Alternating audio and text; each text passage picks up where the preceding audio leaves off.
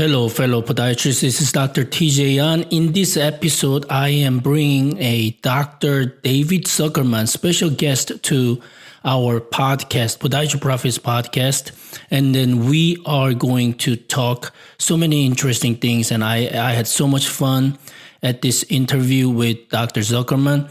He shares a lot of interesting behind stories about minimally invasive surgery and his mentors. And we talk a lot of pearls of building a cash-strong premium concierge practice. I bet you will love this episode, and I will see you inside.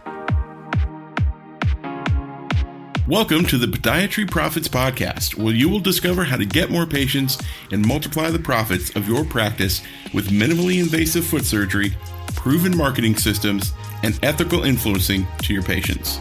And now, your host, board-certified podiatrist, best-selling author, speaker, and founder of TJ Ahn Coaching and Consulting, Dr. TJ Ahn. Hello, this is Dr. TJ Ahn. Welcome to this week's special episode of Podiatry Profits Podcast. As you know, I just launched this, and actually our next guest here is a special guest, and he is going to be my very first guest speaker in our Podiatry Profits Podcast. So I'm here with Dr. David Zuckerman. He is currently a CEO of Zuckerman Future Technology, but he's been around for a while. He's been around way before me. So he's been well known to the community of podiatry, and he has a special relationship professionally and even personally with the minimally invasive surgery, which I am focusing on my current practice and my consulting model. So again, without further ado, I'd like to introduce Dr. David Zuckerman. Hello, Dr. David. How are you? I'm doing very well. I appreciate this opportunity to be on your first pod. I have no idea the direction of this is going, but I hope it's a direction that benefits, your podiatrist and everybody that follows you. I will say one thing that just, I see you, TJ. When I learned minimal incision surgery, I learned it from a guy named Edwin Probber, they called him the king of the zippers. Probber, Dr. Probber, yeah. Probber, and he was the founder of the Academy of Ambulatory Foot Surgeons. He was actually according to him, he was the pioneer, and he invented a lot of things. But I see you as the present day, and that's why I look up to you and I admire you, and I love watching you. You're the present. You are you're the next century and the future of minimal incision surgery, because minimal incision surgery is a surgical technique, but it's a philosophy of how you want to practice and how you want to treat your patients, and you teach that. Mm-hmm. Thank you so much for your compliment. Although I don't consider myself as a pioneer of minimally invasive surgery, I'm considering myself more as a messenger. And, almost like it's my mission to spread the benefits and power of minimally invasive surgery that I learned from my mentors. And I'm just hoping to spread these wonderful alternative surgical skills to our current colleagues that not only will help more patients, but it will help their current practice. Yeah, and you know something, you've taken it to a level where there's publications. I'll never forget my mentor and a relative of mine, Ed Probber, said to me, "Minimal incision surgery will prosper, and it will move forward." And I'm watching this with you. The world is embracing it. He told me when he's dead is when it'll happen. Wow. So I've never had the chance to meet Probber. Tell me more about him. You say you're a relative, right? Yeah, my sister, I went into podiatry only because of minimal incision surgery, no other reason. So I knew about it before I got into podiatry. And my sister, Ed Probber, he had a course. It was called the Probber Conclave. He would bring 20 students into his office. He did it every couple months, and the whole office was under video, so you would watch it live. And he would teach the course, and he would come out. I mean, I took the course. I don't know. I know the course in my brain. It's ingrained in me. So when I hear you say, the truth, the truth is the truth. It doesn't matter who says it. It's the truth. And a lot of things that you say, I'll never forget the last thing you said in your with Dr. Jeffrey. Own it, defend it, learn one. And you talk about the stripes. Do it. Learn one thing well, and build a niche to it. I mean, this has always been true. But, and hold on just a second. This one, I want to turn off this. Can you hold on just a second? Oh, absolutely. This is kind of brand new setup, and then this Siri thing, something's triggering. However you say it, sometimes when you say something, it triggers Siri. Yeah. Is that barking in the background bothering you? No. Okay, I think my dog Remy is barking for some reason. Oh, I see. I can hear. Yeah. So let me see. I turned it off. Okay. So again, I think you said about, let's start. Let me see. Clap, clap, clap. So can you tell me about that? You said you're the relative, and then you met him. Right. I mean, you went to his course, and then you said... That's not how it happened. I was 16 years old when I met Ed Probber. Oh, you were 16 years old. I was 16 years old when I met him. My sister married his oldest son. My father was a podiatrist. At that time, minimal incision surgery was, quote, only taught to the old chiropodists, and not the three. See, you're a little different. You're training well-trained podiatrists. My father went 1 year to podiatry school, was chiropody school. He went off to the war and came back. And Ed Probber taught minimal incision surgery to the chiropody world, the non-surgically. There was surgically trained people, trust me, but he got the reputation. He trained over 10,000 people. And my sister married his oldest son. They've been married for about 50 years, and he had two sons. They never went into podiatry. And I'll never forget the day I was in college, and I saw what my father was doing. My father, I'll never forget the first procedure he ever did, because his office was in our house. So we could always walk in his kids into the office because it was right attached to the house. And he did I never forget the first procedure I ever saw him do. It was a dorsal S-oxystosis, or we call a hump foot, that he did on a guy, our mailman. Mm-hmm. In those days, you learned it. You took the course, you learned, you came home and you did it. And it was set up that way. And I truly believe that, you've done it a little bit differently, but I just think they got to do it now. And you just got to do it and trust yourself. There is a beginner's luck. Minimal incision surgery is very hard. Very hard. You can be good, but to be great. But there's a beginner, if you teach basic, I've never taken your courses, but I imagine you're very well organized and you treat basics so that you don't have to go through the pain and make the mistakes. They always say, study somebody that's made mistakes and don't study what they're doing right. But getting back to Probber is that I'll never forget when I decided I want to become a podiatrist. My sister lived above his office with her husband. And I'd always walk in the back in the parking lot and go through the office, and I would talk to him. And I was a freshman. I wanted to always be an emergency room physician. I don't do that well with people dying. And then the college that I went to, we worked in hospitals. It was a hands-on thing. You just didn't. You're in pre-med, but you went out there and did it. So I saw a lot of people, die in front of me. It wasn't for me. So I'm walking through his office, and I hear this woman screaming. And he says to me, I said, "What's going on, Ed?" And he says to me, "Go in and talk to her." And the woman was screaming and crying because it was the first. I still remember this. Like, we're talking in the wait a minute. It was probably 70. Wait, oh God, when did I go? College? Probably 1973. I can turn this video on in my head. I'm walking in a long hallway. I went into the room, and she'd had number 2-4 Mets bilateral done, 4 osteotomies done, severe IPKs. Because I asked him when it went on, and he said to me, as soon as you reset or cut the metatarsal bone percutaneously, the pain's gone.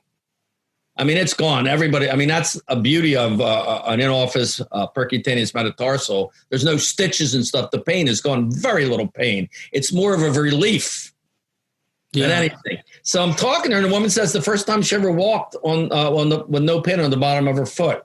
So I'm going out, and I always had visions. I've been very good with vision.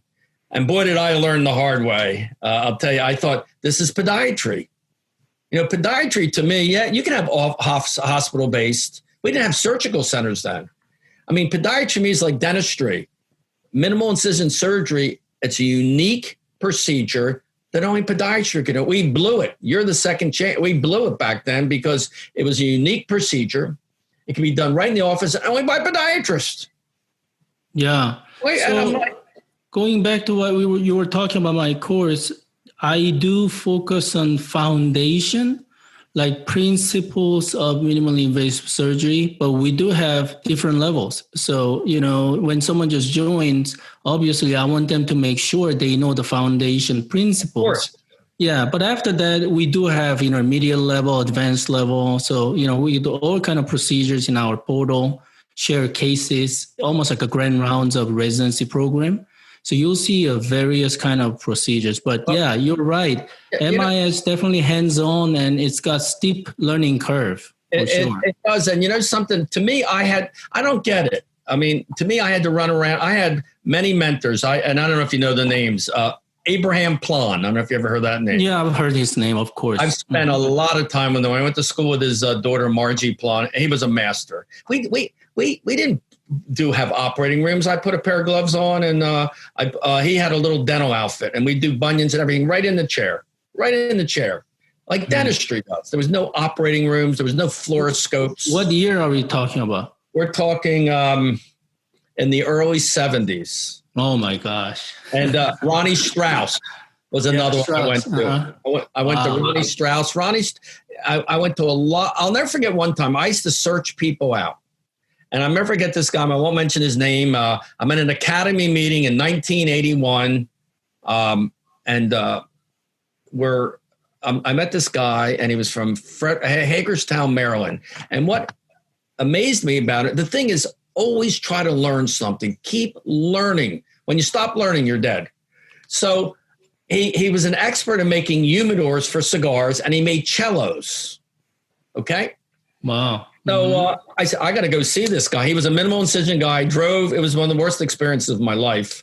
But I went down there, and he was terrible. He was the worst surgeon I ever saw in my life. However, I'll tell you what I learned. Have you ever heard of TrackNet, the computer software? Yeah. So it was a company called the Rogers, Debbie Rogers and her husband. It was called DR Software in his office. And he was starting to do computerization. This was in probably 85, 86. And that eventually became TrackNet. The Rogers were bought out by another company, but that was the first EMR in podiatry. I'll never forget when I had it put in. We had an 8086 computer. I think that's what it was. AT&T. It cost me $3,000. I put it in my office, and the guy said to me, it was 10 megabytes. He said, that's all you'll need for the rest of your life. Talking about early adopters.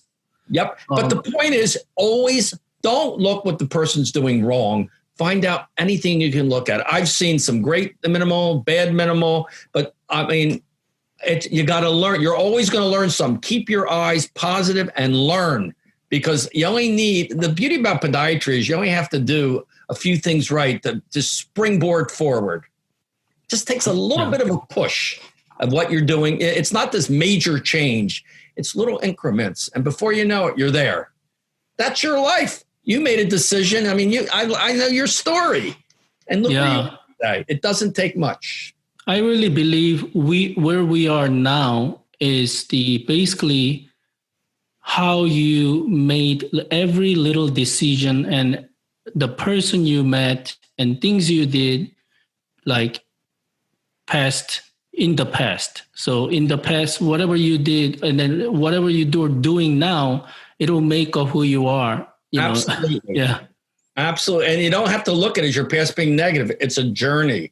Don't evaluate it, grow. That's the only way you grow is you grow. Right. And, I look back on it, but the minimal incision surgery was the best thing I ever did. And I was residency trained, open trained. I was ostracized like crazy in my residency program because of who I was. I'll never forget the funniest thing is I couldn't get into the Pennsylvania College of Podiatric Medicine because I was associated with minimal incision surgery and who my relatives were. 20 years later, I'll never forget I lectured to them, not on minimal incision, which is amazing. It was minimal incision surgery in schools was a tough road. Today with you, it's different. But I lectured to the whole surgical staff at the Temple School of Podiatry about 10 years ago on ESWT. And I'm looking at out there and I'm saying to myself, wow, here I came. And, I didn't take it personal. You gotta take a stand and never look back. Don't try to, you got to say to yourself, I'm not going back there. Yeah. Things that I talked about with Dr. Adler that you mentioned earlier. Take the stand, defend it like hell. That's you. It's the same. It's the same truth. You're never going to be successful unless you don't take a stand. And fortunately, I'm not saying taking a stand on something that's bad. If you know it's good and you believe in it and you know it works, and your patients are your audience. Right. So true. So, now is the best time than ever, in my opinion, because of, before, like they're saying that obviously pioneers are the ones on who has the arrows on their back, because pioneers are the ones that will start, they initiate the movement, and obviously they'll create some enemies and etc. Which is very unfortunate. But nowadays, it's politically aligned, financially aligned, healthcare system aligned. And just, the benefits of minimally invasive surgery for me is just so obvious that. Obvious. Yeah, every system's, welcoming for it. The market is always the truth. Yeah. The market and there's a need. You got to find out what patients want and give it to them, because patients will tell you, who today can run in and have a bunion or any kind of foot surgery and be out, and off their feet in a cast for 3 months. Nobody can. They can't. I'll tell you what procedure built both my practices. The simple ostectomy. If you can get rid of a chronic corn, and don't think it's so easy. Don't say you make a little opening, buzz it down. There's an art to it, and you got to learn that art. But it built my one after another. They just came and can you help me like you helped this person? Can you help me?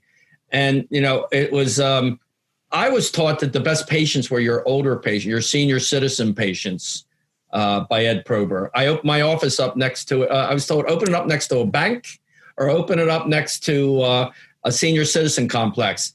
It doesn't matter. It's a good start, but to me, it didn't matter. If you have a great product, and let's face it, minimal incision surgery is a service and a product. It's only part of it.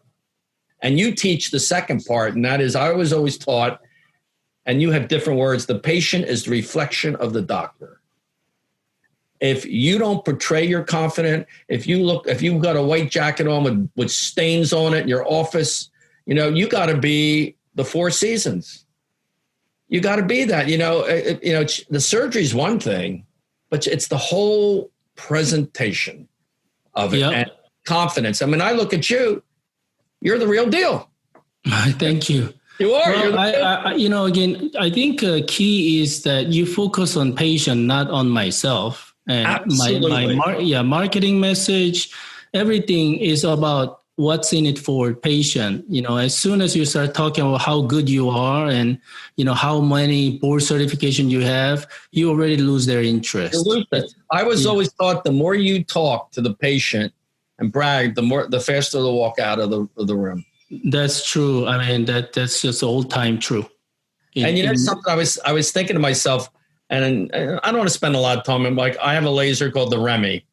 Tell me about it. I know you retired from practicing podiatry due to health reason, and then you don't stop. So, again, how that whole change of career in a way. I've always been involved with lasers for the last 15 years because I don't like, it's funny how I got started with lasers. Somebody called me up about the pinpoint laser, and pinpoint was they put a laser in an area and they excluded everybody. And I'm saying to myself, why do you want to exclude people? You want to welcome people and teach them. And that's how I got started that way. But the REMI is finally developed for one, and I'll just give you some of not the features of the laser, but the philosophy. Sure. Because it's got to be effective. Two, it's got to be affordable to the patient. You have to have a quick return on investment. Marketing, it's a package. It's like you give your blueprint. You got to have a blueprint. But I look at the REMI. The REMI was never developed. It was always started with the patient first, and then I worked up. It's not how much am I going to make. It's you got to look at the end user, and it's always been the patient and then the doctor. And you pointed that out. You got to think about your patients first. Yeah, and that's what's very important. So I mean, I have a laser. It's only 4 pounds. It's got every feature you wanted, and I picked from everything and I put it together. And I was only able to do that when I decided I'm not working for anybody more. I'm not going to be a distributor. I'm the importer. It's a lot more expensive to be an importer and designer and a lot more responsibility, just like your practice. Why would you want to work for somebody? You know, I'll never forget the first practice I ever sold. I was negotiating with a podiatrist, and my father walks in and we're talking about the price. I'll never forget this as long as I live. My father walks in and I turn around. The guy turned around and said to my father, "What do you think the practice is worth?" And my dad said to him, "What do you mean?" And he said, he said, "You're going to buy a practice? What are you, nuts? You put your shingle up and you build it yourself. And you control it." I said, "Dad, you're ruining the deal." But he was right. Dad, shut up. Yeah, he was right. Yeah, I want to swing the bat. Yeah, you're going to make mistakes, but at least you can control your own destiny. And I'll bet that's what you teach. When you say own it, that's what you mean. You control your own destiny.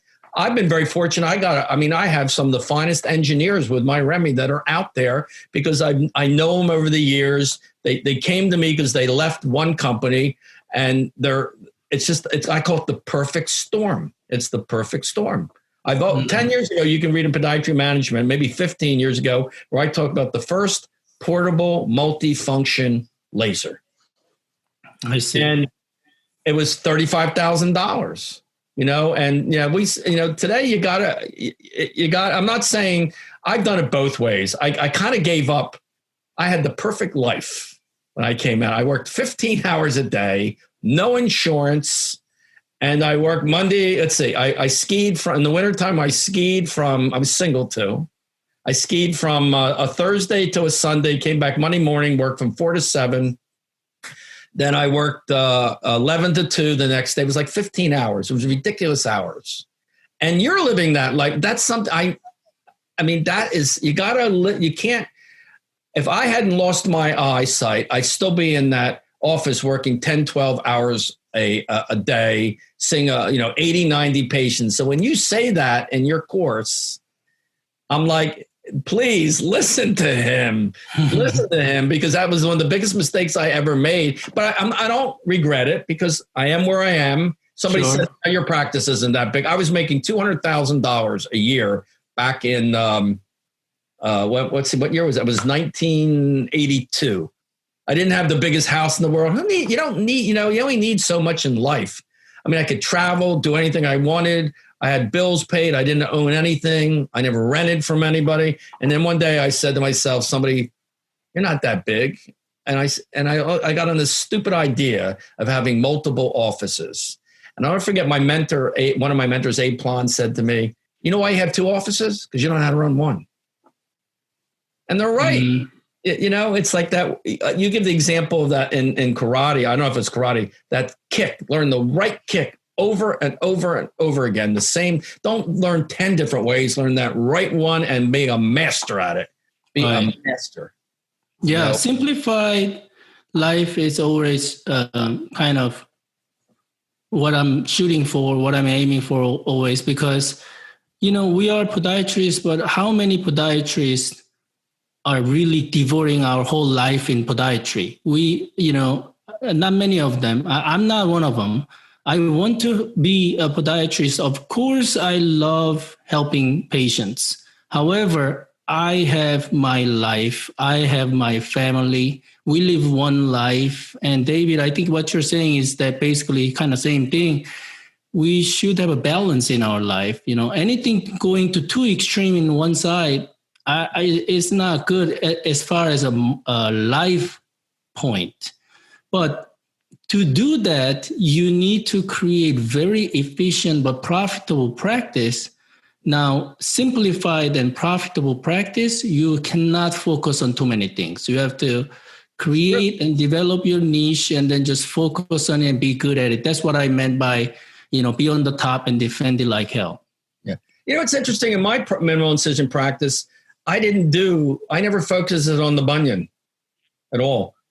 It was always IPKs and corns and heel pain. I was a very big heel pain. Yeah, those are great procedures, done by minimally invasive surgery for sure. Yeah. The bunion, yeah. I mean, my father once said to me, bunions, they either work well or they look horrible no matter what you do. That's why there's over 100 procedures.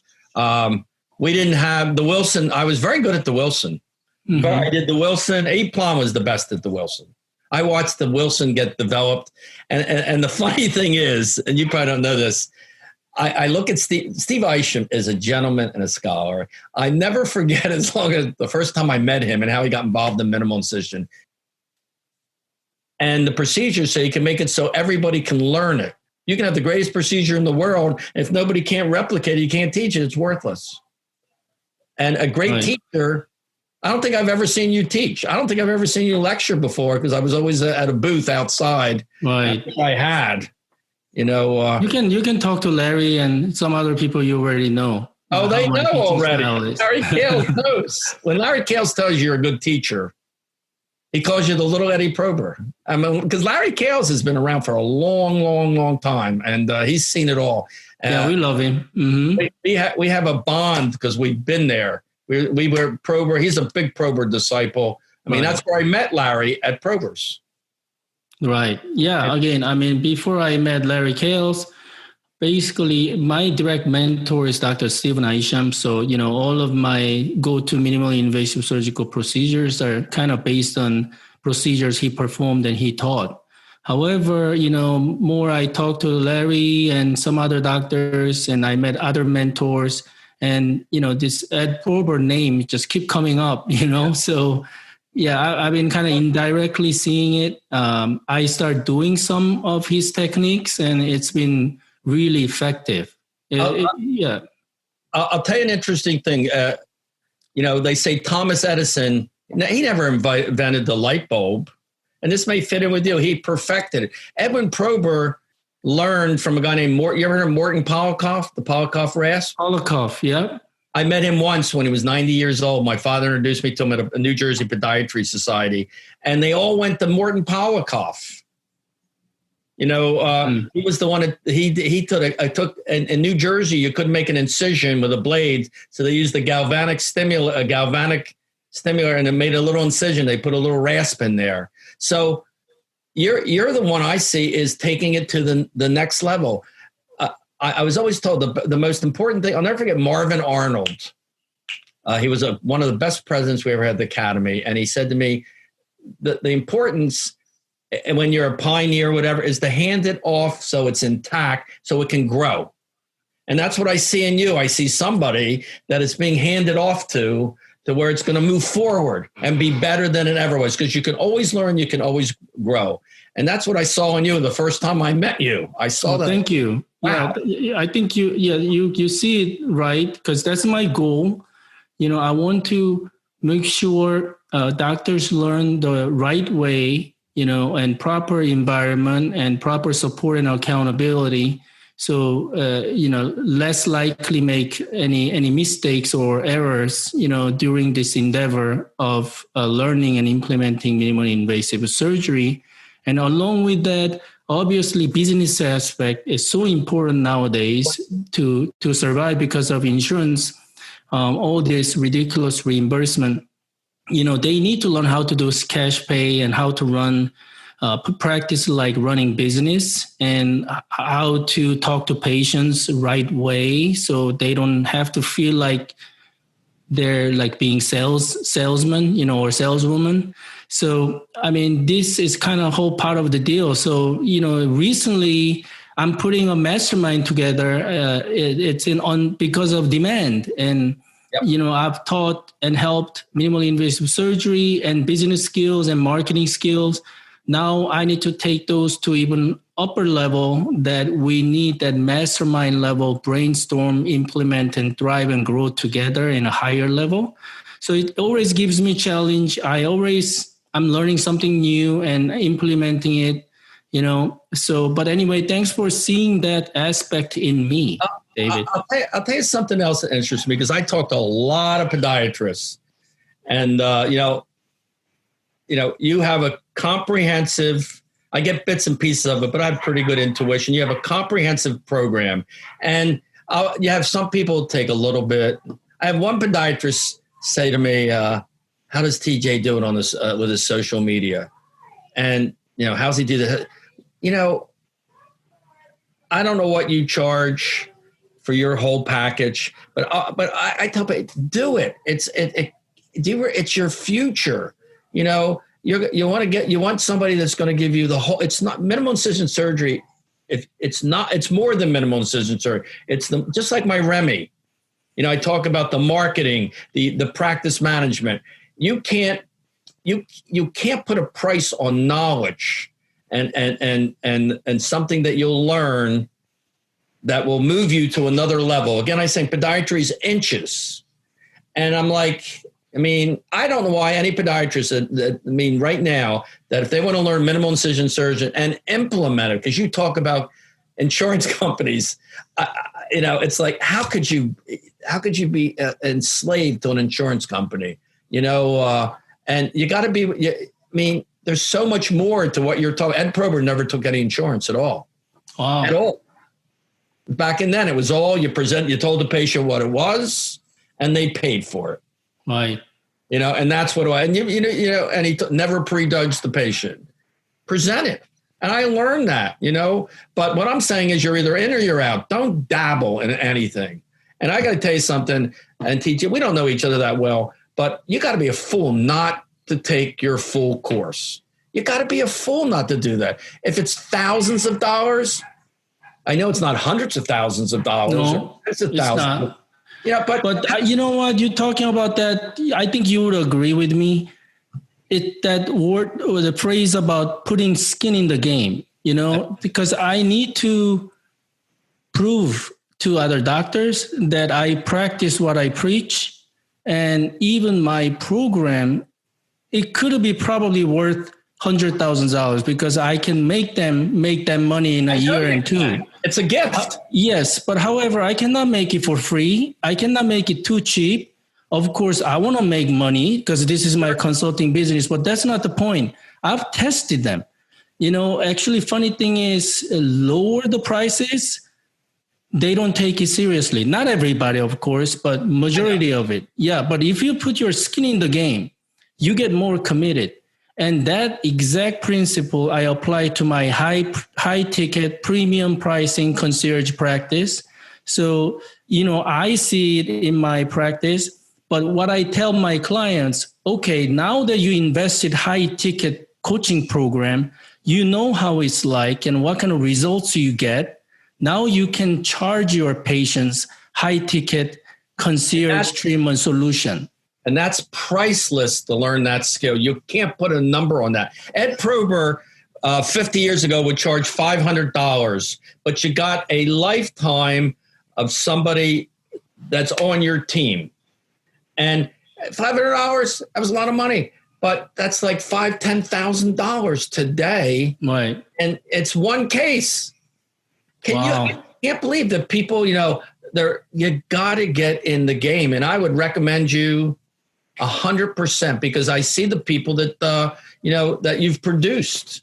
Thank you. I know you referred me several doctors already, and we don't know each other that well. And I appreciate you so much. Right. And it works. It absolutely works. And with the internet and social media, oh my God, the things they could learn. I may take your course just to learn social media, but I don't want to get too big. I don't want to get too big. Yeah, it's a social media marketing. It's definitely learnable skill, but it is very effective. You can target them, and you can. I know. Yeah, you can pixel them and you can retarget them. So you can show your relevant ads and marketing message to people who watched your video before. I love the way these guys will go out and they probably will drop thousands of dollars for this quote consultant who doesn't know anything about podiatry and he's going to run their website. I talked to somebody today about that. I'm like, what are you talking? Why would you, I'm going to get you up in the list, on the web. And it's like day traders. You better know that game, and the way you know it is to play it. And why would you want to make the mistakes and learn it? It could take you years to learn that. Admit to yourself you don't know what you're doing. And I'll never forget the first thing Ed Probber said to me in his office: shut up and listen. You want to learn something? Shut up and listen. And you got to admit to yourself you don't know. You don't know. And just shut up and learn. I mean, there's an old saying, that's why you have two ears and one tongue. You have two ears to listen to and one tongue to talk. Shut your mouth. And I have a little problem still to this day doing that. But the more I learn that, when somebody knows what they're doing, I've met masters of different field. They devoted their lives on the specific expertise of that field. That includes police dog training. And, I was fortunate to meet world's renowned master of police dog training, German Shepherd training here in America. But he has that character of master in his expertise, just like masters of MIS, just like masters of martial arts. And I remember whenever someone brings their dog, see if they're a good dog to be trained by him. And whenever they start praising or, good things, almost like if they praise about their children, right? And then he always say exactly the same thing. He didn't say shut up and, listen, but he say, don't tell me, show me. He always just say, hey, don't tell me, show me. He was mean. But he's a great teacher. I respect him, but just blunt, honest, direct. And at some point, some aspect of me, I'm like that. I'm known to be blunt and direct. So I've been working myself to be more mellow and, you have a kind personality. When I see you, I sense kindness. It's a kind bluntness. I mean, I don't sense that in you at all. Oh, yeah. Okay. Well, thank you. I mean, maybe because I'm willing to be open, and some people that don't want to hear the truth. Right. I have to tell the truth. I cannot sugarcoat it. Because I almost feels like it's disservice. If I'm going to sugarcoat something that I'm seeing that could be corrected and I'm not saying it, I cannot sleep that night. I have to tell them right there. So that's kind of my problem. I have the same problem. And listen a little bit. I have the same problem. Yeah. Well, David, so thanks for chatting with me. I know I learned a lot for sure about kind of pioneering stage and the early stage of minimally invasive surgery. And you're the kind of living podiatrist that you had the experience with these well-known names and kind of amazing stories. And also we talked about importance of having mentor, getting into proper program and take actions.